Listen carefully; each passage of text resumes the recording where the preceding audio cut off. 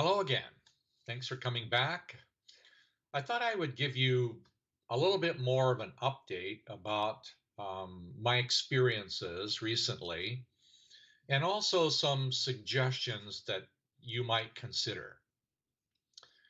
Um, as I mentioned last time, I've gone through an experience of having the COVID, and it really left certain impressions on me that I really wasn't expecting. And there are some other things that I expressed on a previous recording, but let me give you one of the things I didn't put on there. What I had after going through and during the experience was my appreciation of the interior microorganisms, the flora of my own body, has really changed. I now want to live an appreciative, enthusiastic, supportive relationship to the microflora that make the existence of myself in the body humanly possible. I know that may sound obvious, but what I've found is it's really much more sense of appreciative tactile. I really want to support it by doing what is genuinely helpful. What I notice in the appreciation process is that my inner sense of touch, my inner sense of contact to my own body has improved. And I realize that I've not been deeply appreciative enough of those microorganisms by the trillions. I've heard different numbers. I don't know the actual number, but I've heard 300, 400 trillion microorganisms exist inside this collective experience, and they live in and on and around my body, and so on and so on. But the COVID, I found I don't want to be at all in an adversarial relationship with anything in nature. So a virus to me, no, it's not an adversarial invader seeking to dominate me or kill me. I think it's only responding to conditions inside me that make it possible. Moss will grow where water is. Under the right circumstances, things manifest. So I'm not trying to preach something about nature or whatever. My appreciation of the involvement in my body extended into the experience of nature. So, yes, I've noticed that, like this figure eight, by the way, this is a cycle of time. All this is, if you will, midnight to sunrise. This is all during the day. This is midday. This is sunset. And the cycle is like this. The cycle of time matching the movement of the tilt of the earth over seasons has an actual constitutional pathway. I've noticed as a result of COVID, I'm more sensitive to it. So my visceral appreciation of my microflora is also helping me experience my appreciation of the rhythmic beauty of time and space and nature around me. So, yes, I'm on an extended program to do at least 36 months of going through this cycle with an appreciative awareness. I know that's odd to say that there's a benefit to sunset. I consider sunset one of the most beautiful times of the day, leading me into an experience of quiet, of calming, the peace of the evening.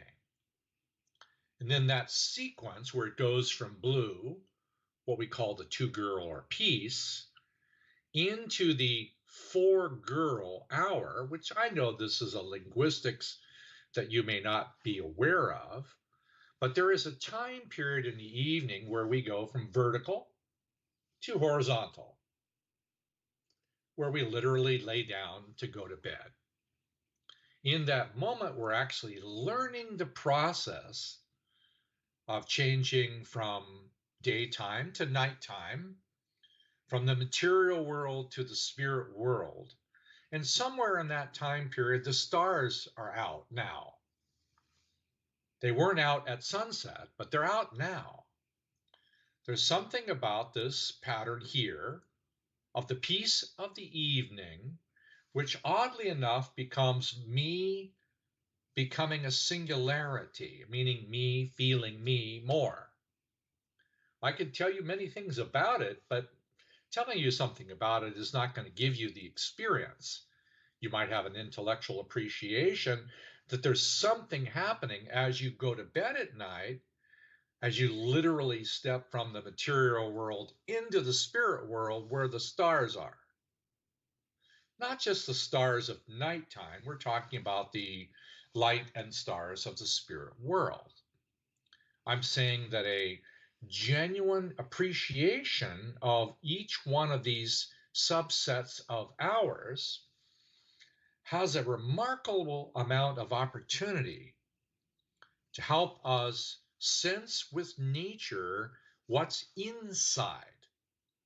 So I'm saying that each one of these different colors, each one of these moments of the change of time is corresponding to an organ, a gland, a body system inside my physical.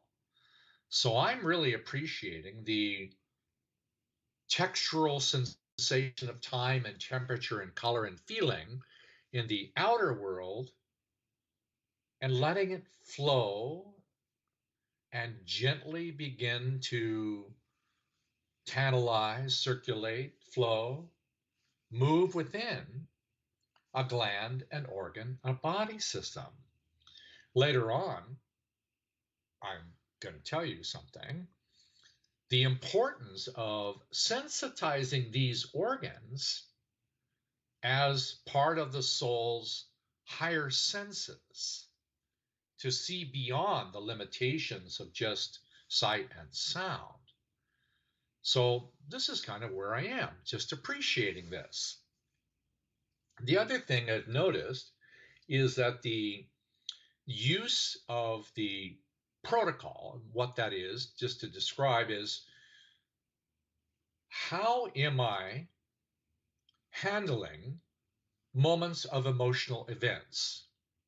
These emotional events to me would be law of attraction, triggers, cause, effect, results, set in motion by me and or my parents or ancestors to arrive at a specific time of a specific day, of a specific month, of a specific system, season, or so on. It arrives in some way. It has systems of arriving at exactly a particular location in my body and or a social event, a trigger. How do I handle triggers? Now, I'm going to say clearly to you that we all need, whether we know it or not, a strategy for how to handle these law of attraction triggers as they come to us.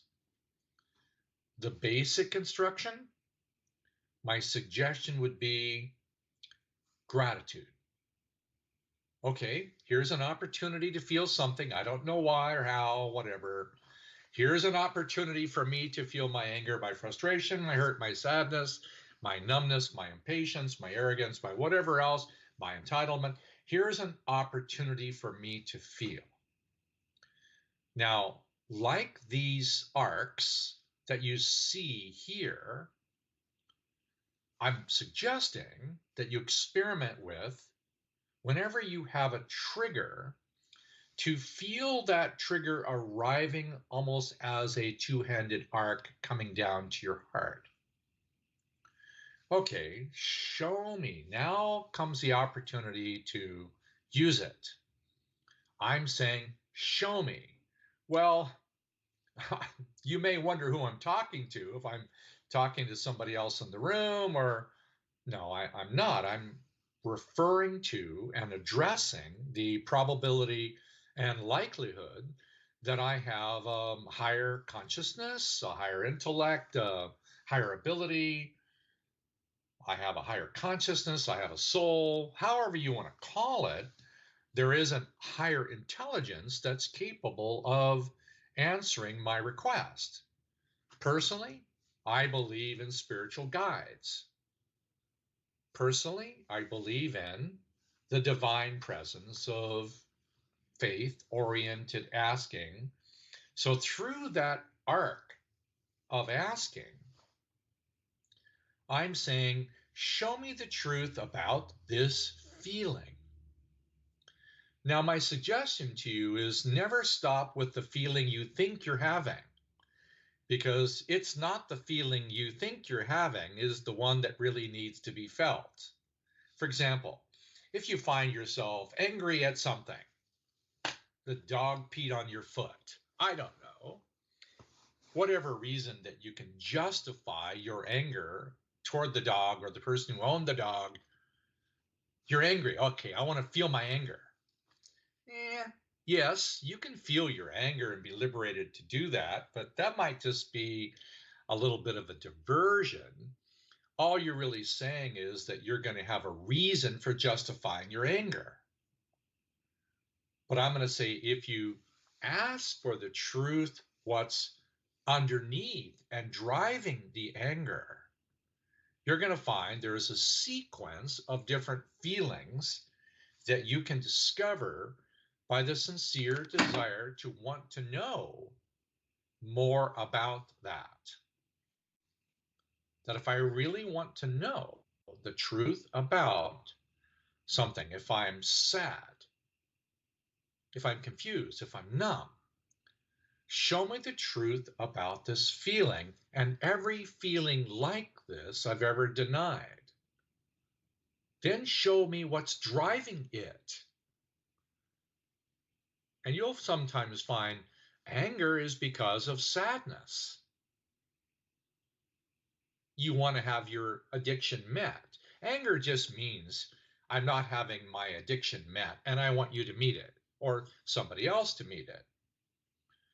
But if you look at it really more carefully and you find out that you're angry because you're sad, no, don't stop there. Never stop with whatever feeling you arrive at, because there's going to be another one. And there's going to be a chain sequence of these feelings that keep coming, quite frankly, for many months. So the sadness, you might go there and go, oh, I'm sad because my friend left and took the dog. You might not be as sad anymore. But you might also find out there's a sadness in your childhood. And you go, oh, I'm sad because I wasn't loved as a child. Ah, that's it. That's it. I wasn't. Don't stop there. Feel it, yes. Keep feeling it for as long as you can and come back to it. But then come back to that feeling and ask again. Show me what's really driving this sadness of not feeling loved.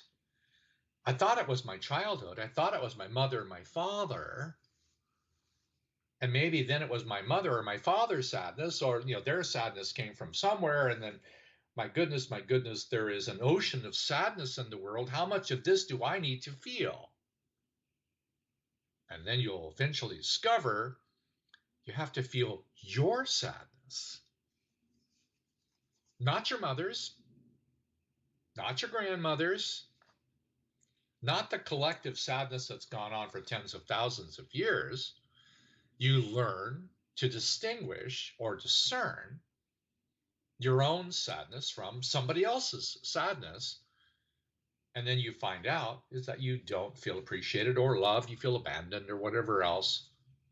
And I won't go into all of the possibilities, but this is what I'm suggesting is that you have a strategy for how to deal with the arrival of any feeling. Now, you could be sitting here right now and saying, well, I'm not triggered. I don't feel anything. I'm not. Should I just wait for a trigger to arrive? No. We are triggered 100% of the time, whether we know it or not. So I'm saying one of the things you can do is to ask, show me the feelings I'm denying. Show me the feelings that are causing my numbness, my confusion, my escapism, my doubt. Show me the feelings that I'm denying. And by the way, they will come, but they'll usually come as a cascade of other feelings. Somebody knocks at the door and the package wasn't right. Somebody did something to your car. Then you have a cascade of different feelings because it's going to lead you to a composite of the circulation of different kinds of feelings.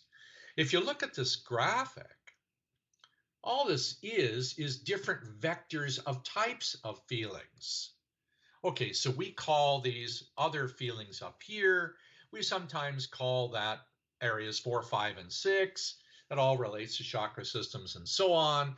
But these are things about the greater world or the outside world. Or down here is the inner world of self and feeling and other, graphics. That's all this is graphics, but it's far more detailed and exacting than this. So if you're having a trigger, process it, let it go. Ask for the truth about it. Then when you're ready, you can do the trigger on the incoming and then do an outbound. Later on, what I mean by an outbound is that you can appreciate the hour or the time of the day. Now, if you're not really sure what I mean by that is, come on, you've really had a beautiful sunset or 10 in your life or more. Sure you have. Sunrise. All right, I'll give you a little simple exercise if you want to challenge it. Put sunrise and sunset in the same location, which, by the way, they turn out to be the same location. So this is the middle of the day, and this is the descending coming into sunset.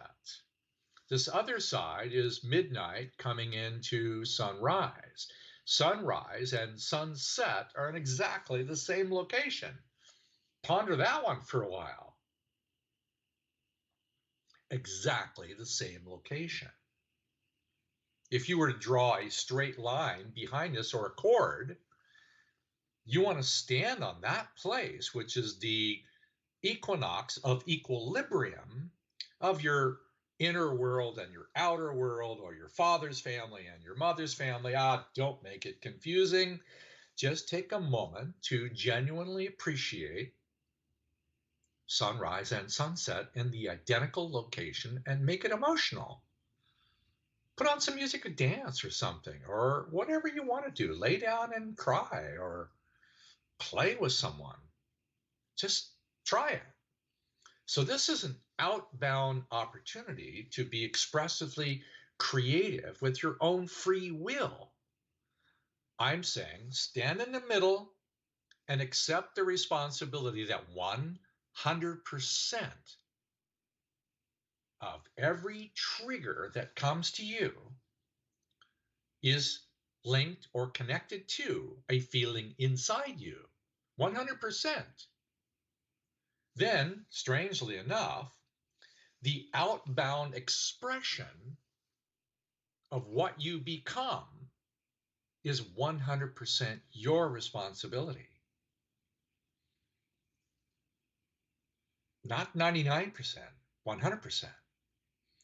Based on the choices you make.